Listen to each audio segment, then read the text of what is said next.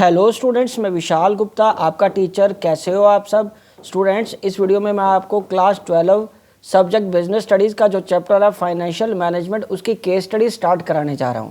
तो गाइस, बात करते हैं हम सबसे पहले क्वेश्चन नंबर 1 की।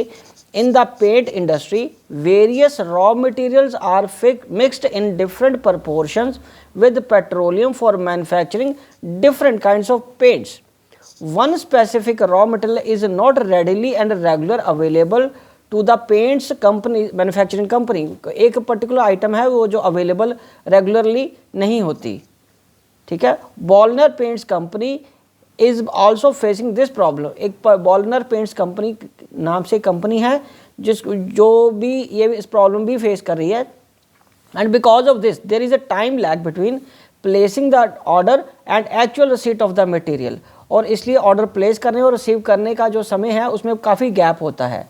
But once it receive the raw material, but जब एक बार ये रॉ मटेरियल रिसीव हो जाता है, it takes less time to converting it into finish goods. फिर तो कब समय लगता है, जब वो एक बार मिल जाए फिर तो जल्दी उसको फिनिश प्रोडक्ट में कन्वर्ट कर लेते हैं। Identify the factor minded factor affecting the working capital requirement of this question. Guys देखो कितना टिपिकल बना के लिख के दिया है, लेकिन बहुत सिंपल सी बात है, बहुत सिंपल इसका आंसर है। तो यहाँ पे हमें बताना है फैक्टर अफेक्टिंग, फैक्टर्स की नहीं, फैक्टर की बात करिए, अफेक्टिंग वर्किंग कैपिटल रिक्वायरमेंट। तो इसमें क्या आएगा, जो आंसर है वो पहला इसका आंसर में आ जाएगा, एक ही देना है, availability of raw material. Availability of raw material simple answer है। क्वेश्चन कितना उन्होंने टिपिकल बना के दिया है, घुमा फिरा के जिसको कहते हैं लिख के दिया है, is the factor affecting the working capital requirements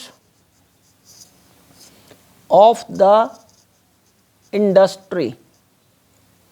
ठीक है बच्चों, चलिए अब हम आगे बढ़ते हैं क्वेश्चन नंबर 2 की तरफ। तो बच्चों क्वेश्चन नंबर 2 क्या कह रहा है, Somnath limited is engaged in the business of export of garments. In the past, the performance of the company has been up to the expectations। पहले तो कंपनी की जो परफॉर्मेंस थी पास्ट में वो एक्सपेक्टेशंस के अकॉर्डिंगली आती गई। In line with the latest technology the company decided to upgrade its machinery. Company ने डिसाइड किया अपग्रेड करने को इसकी मशीनरी को। For this finance manager Dalmia estimated the amount of funds. उन्होंने एस्टिमेट किया कि कितने पैसे उनको चाहिए एंड टाइमिंग्स, और कब चाहिए।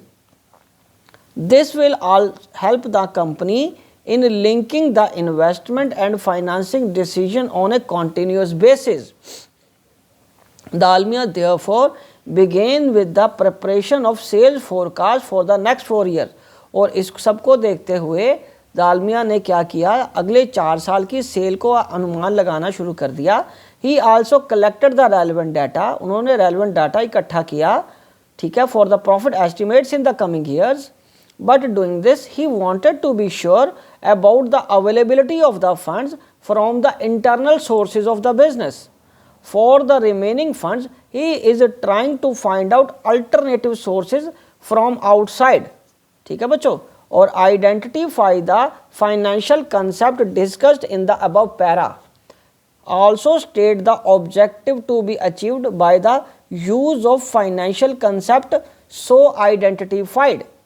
ठीक है बच्चों, चलिए अब हम आगे बढ़ते हैं। इसका आंसर आइडेंटिफाई करना, फाइनेंशियल कंसेप्ट कौन सी डिस्कस की है, और आल्सो स्टेट द ऑब्जेक्टिव। तो हमें इसके ऑब्जेक्टिव्स भी देने हैं।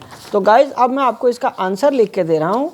आंसर हमारा सेकंड क्वेश्चन का जो आएगा, एक मिनट मैं ये पेज एडजस्ट कर लूँ थोड़ा सा, हाँ चलिए अब थोड़ा इजी हो गया। तो आंसर आएगा जो सेकंड क्वेश्चन का, वो हमें कैसे करना है, ये है सोमनाथ लिमिटेड कंपनी का क्वेश्चन है। और इसमें जो आएगा फाइनेंशियल प्लानिंग, उन्होंने क्या किया है, फाइनेंशियल प्लानिंग की है।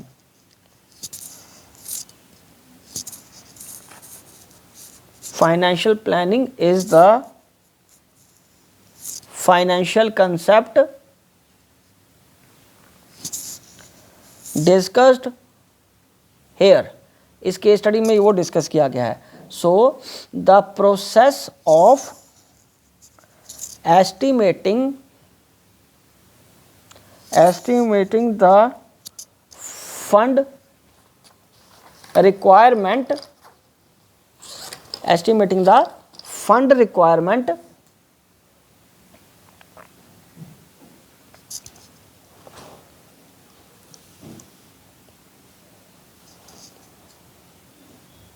of the business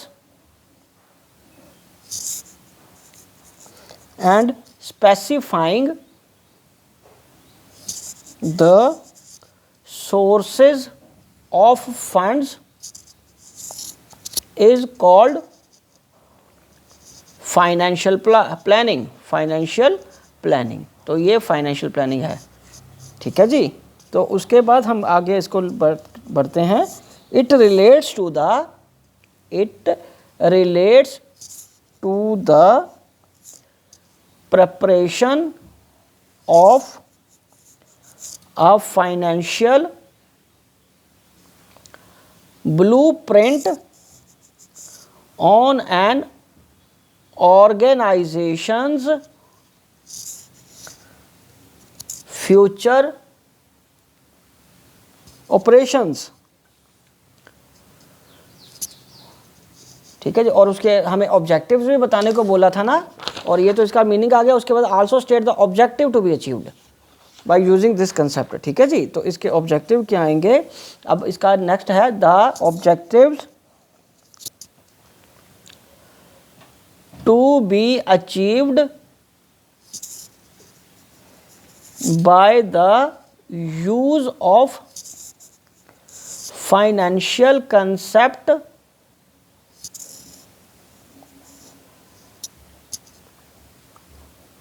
are stated above, sorry above लिख दिया मैंने, stated below। तो पहला क्या है? to ensure availability of funds whenever required, जब ज़रूरत हो तब पैसा हमारे पास अवेलेबल हो। दूसरा, to see that the firm does not raise resources unnecessarily, कि किसी भी वक्त कंपनी के पास ज़रूरत से ज़्यादा पैसा नहीं होना चाहिए, क्योंकि ज़रूरत से ज़्यादा पैसा होने से वो मिसयूटिलाइज होता है, और अगर आपने लोन पे लिया है तो उसका ब्याज आपको अननेसेसरी पड़ेगा, जबकि वो यूटिलाइज नहीं हो पा रहा प्रॉपरली, ठीक है जी। तो बच्चों ये दोनों क्वेश्चन कंप्लीट होते हैं, और ये मैं वीडियो भी यही कंक्लूड करता हूँ। आई होप कि आपको अच्छे से समझ आ गया होगा। आप इसी तरह मेरे चैनल को सब्सक्राइब करके वीडियोस देखते रहिए और अपना कोर्स कंप्लीट करते रहिए। Wishing you good luck.